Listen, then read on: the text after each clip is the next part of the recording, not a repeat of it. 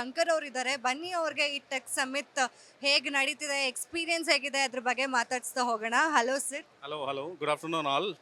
So tech ಸಮಿಟಲ್ಲಿ ನಾನು every years ಬರ್ತಾ ಇರ್ತೀನಿ. ಸೊ ಇದು ಏನು ನನಗೆ ಹೊಸ್ತಲ್ಲ, ಬಟ್ ಯಾವಾಗ್ಲೂ ರೀಗೋ ಹೊಸ ಟೆಕ್ನಾಲಜಿಗಳನ್ನ ಅಡಾಪ್ಟೇಷನ್ ಮಾಡ್ಕೊಳ್ಳೋದ್ರಲ್ಲಿ ನಾವುಗಳು ಕೂಡ ಶ್ರೀಮಿತರಾಗಿರ್ತೀವಿ. ಅದರಿಂದ ನಾನು ಫಸ್ಟು ಆ್ಯಸ್ ಎ ಪ್ರಮೋಟರ್ ಆಗಿ ಇಲ್ಲಿ ಸ್ಟಾಲ್ಗಳು ಹಾಕಿ, ಸ್ಟಾಲ್ಗಳಿರೋದ್ರಿಂದ ಎಲ್ಲರ ಜೊತೆಗಳಲ್ಲೂ ಮಿಂಗಲ್ ಆಗಿ ಏನೆಲ್ಲ ಹೊಸ ಇನ್ನೋವೇಷನ್ ಟೆಕ್ನಾಲಜಿಗಳು ಬರ್ತಾ ಇದೆ ಅದ್ರ ಬಗ್ಗೆ ಎಲ್ಲ ತಿಳ್ಕೊಂಡು ಅಟ್ಲೀಸ್ಟು ನಮ್ಮ ಕಸ್ಟಮರ್ಸ್ಗೆ ಒಂದು ಒಳ್ಳೆ ಟೆಕ್ನಾಲಜಿನ ಬೆಸ್ಟ್ ಪ್ರೊವೈಡ್ ಮಾಡೋಣ ಅಂತ.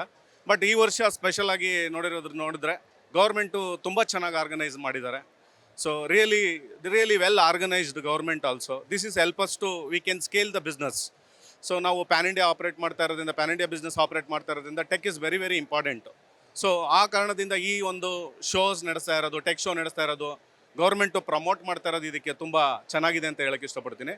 ಸೊ ಹಾಗೂ ಈ ಒಂದು ಜನ ಜಾಸ್ತಿನೂ ಪ್ರೋತ್ಸಾಹನೂ ಕೂಡ ಲಾಸ್ಟ್ ಇಯರ್ಗೆ ಕಂಪೇರ್ ಮಾಡಿದ್ರೆ ಈ ಸಲ ಜನ ಯಂಗ್ ಜನ್ರೇಷನು ಕೂಡ ಜಾಸ್ತಿ ಇದ್ದಾರೆ.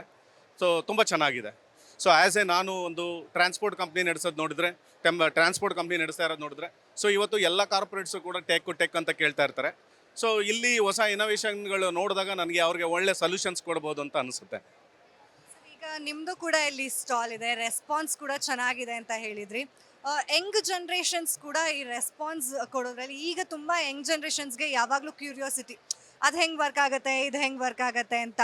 ಈ ಥರ ಬಂದವ್ರಿಗೆ ನಿಮ್ಮ ಯಂಗ್ ಜನ್ರೇಷನ್ಸ್ಗೆ ಏನಾದ್ರು ಟಿಪ್ಸ್ ಕೊಟ್ಟರೆ, because you are a successful business man, ಹಾಗಾಗಿ ಟಿಪ್ಸ್ ಏನು ಕೊಡ್ತೀರಾ? ಹಾಗೆ ಯಾವ ರೀತಿ ಯಂಗ್ ಜನ್ರೇಷನ್ಸ್ ಕೂಡ ಇದರಲ್ಲಿ ಒಂದು ಭಾಗ ವಹಿಸಬೇಕು ಅಂತ ಹೇಳಿ? ಭಾಗವಹಿಸೋಕ್ಕಿಂತ ಇಂಪಾರ್ಟೆಂಟ್ ಆಗಿ ನಾವು ನಮ್ಮ ಕಾಮನ್ ಸೆನ್ಸ್ಗಳನ್ನ ಯೂಸ್ ಮಾಡಬೇಕು. ಸೊ ಇಲ್ಲಿ ಇಷ್ಟೊಂದು ಎಕ್ಸ್ಪೀರಿಯನ್ಸ್ ಮ್ಯಾನ್ಗಳು ಇಷ್ಟೊಂದೆಲ್ಲ ಒಳ್ಳೆ ಪ್ರಾಡಕ್ಟ್ಗಳನ್ನ ತಂದು ಶೋಕೇಸ್ ಮಾಡ್ತಾ ಇರ್ತಾರೆ. ಇದರಿಂದ ನಾವು ಏನು ಕಲಿಬೇಕು, ಅದನ್ನು ತೊಗೊಂಡೋಗಿ ಹೆಂಗೆ ಕ್ವಿಕ್ಕಾಗಿ ಇಂಪ್ಲಿಮೆಂಟ್ ಮಾಡಬೇಕು ಅನ್ನೋದನ್ನು ಕೂಡ ಕಲಿಬೇಕಾಗುತ್ತೆ. ಸರ್, ನಿಮ್ಮ ಮೊಬಿಲಿಟಿ ಇವಾಗಿರೋದು ನಿಮ್ಮದು ಅಂದರೆ ಟ್ರಾನ್ಸ್ಪೋರ್ಟ್ ಇದೆ, ಪ್ಯಾನ್ ಇಂಡಿಯಾ ಇದೆ. ಈ ಪ್ಯಾನ್ ಇಂಡಿಯಾ ಇರೋದ್ರಿಂದ ನೀವೇನೆಲ್ಲ ಹಾರ್ಡ್ಶಿಪ್ಸ್ನ ಅಂದರೆ ಫೇಸ್ ಮಾಡಿರ್ತೀರ. ಇವಾಗ ಇಟ್ಸ್ ನಾಟ್ ಎ ಈಸಿ, ಯಾರು ಒಂದು ಸ್ಟೆಪ್ಪಲ್ಲೇ ಜಂಪ್ ಆಗಿಬಿಡಲ್ಲ, ಹಿಂದೆ ತುಂಬ ಸ್ಟ್ರಗಲ್ಸ್ ಇರುತ್ತೆ. ಸೊ ಇದು ಎಷ್ಟು ವರ್ಷದಿಂದ ನೀವು ಈ ಟೆಕ್ ಸಮಿತಿಗೆ ಬಂದಿದ್ದೀರಾ? ಇದರಿಂದ ಏನೆಲ್ಲ ಹೆಲ್ಪ್ ಆಗಿದೆ ನಿಮಗೆ? ಇನಿಷಿಯಲಿ ನಾವು ಸ್ಟಾರ್ಟ್ ಮಾಡಿದಾಗ ಮ್ಯಾನ್ಯುವಲ್ ಆಗಿತ್ತು. ಸೊ ಗ್ರ್ಯಾಜುವಲಿ ಈ ಥರ ಎಲ್ಲ ಒಂದು ಎಕ್ಸಿಬಿಷನ್ಸ್ಗಳಿರ್ಬೋದು, ಟೆಕ್ ಸಮಿಟ್ಸ್ಗಳಿರ್ಬೋದು, ಈ ಥರ ಎಲ್ಲ ನಾವು ಕೂಡ ಸುತ್ತಾಡಿದಾಗ, ಜನಗಳ ಹತ್ರ ಬೆರೆತಾಗ ನಮಗೆ ಇದೆಲ್ಲ ಅರಿವಾಯಿತು. ಟೆಕ್ಕಿಂದ ನಾವು ಇನ್ನೂ ಮುಂದೆ ಸ್ಕೇಲ್ ಆಗ್ಬೋದು ಅಂತ. ಆ ಕಾರಣದಿಂದ ನಾವು ಎಲ್ಲ ಟೆಕ್ಕನ್ನು ಕೂಡ ಮಿಸ್ ಮಾಡ್ದಲ್ಲೇ ಬರ್ತೀವಿ. ಈ ಟೆಕ್ಕಿಂದ ತುಂಬ ಹೆಲ್ಪ್ ಆಗಿದೆ. ಸೊ ನಾವು ಇಷ್ಟೊಂದು ದೊಡ್ಡ ಲಾರ್ಜ್ ಆಗಿ ನಾವು ಬೆಳಿಲಿಕ್ಕೆ ಸಾಧ್ಯನೂ ಕೂಡ ಟೆಕ್ಕಿಂದನೇ ಸಾಧ್ಯವಾಯಿತು ಅಂತಲೂ ಹೇಳಕ್ಕೆ ಇಷ್ಟಪಡ್ತೀನಿ.